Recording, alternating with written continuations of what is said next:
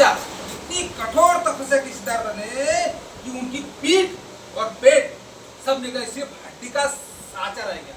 और जब भी सिद्धार्थ अपने शरीर पर हाथ डालते थे तो उनको मांस नहीं लगता था, सिर्फ हड्डियां ही लगती थी। यार सिद्धार्थ जब इतनी कठोर तपस्या करने के बाद में अपने शरीर पर हाथ घुमाते थे तो उनको ये चमड़ी नजर नहीं आती थी, सिर्फ हड्डियां ही दिखती थी। और कभी कभी सिद्धार्थ मल मूत्र करने के लिए उठते थे तो गिर जाते थे और बेहोश हो जाते थे, इतना अशक्त हो गए वो, इतनी कठोर तपस्या का शरीर उनका ढल गया।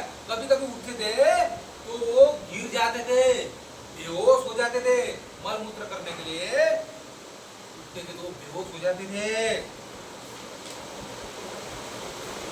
सिद्धार्थ की ऐसी दशा हो गई कि जब अपने सिर पर हाथ फेरते थे तो काफी बाल, सिद्धार्थ की ऐसी दशा, उनके बाल भी निकल चुके थे। ये शरीर के बाल है ना अपने, ये निकल चुके थे। उनका शरीर काफी कमजोर हो गया, उनका शरीर काफी सुंदर हो गया, काफी कमजोर हो गया था, काफी सूख गया था शरीर उनका, सिर्फ हड्डियां निकल गई थी, सिर्फ सिद्धार्थ की हड्डियां निकल गई थी, त्वचा तो बिल्कुल थी नहीं, आंखें धस गई थी, आंखें ये धस गई थी, आंखें उनकी अंदर गई थी, इतनी कठोर तपस्या धस गई थी।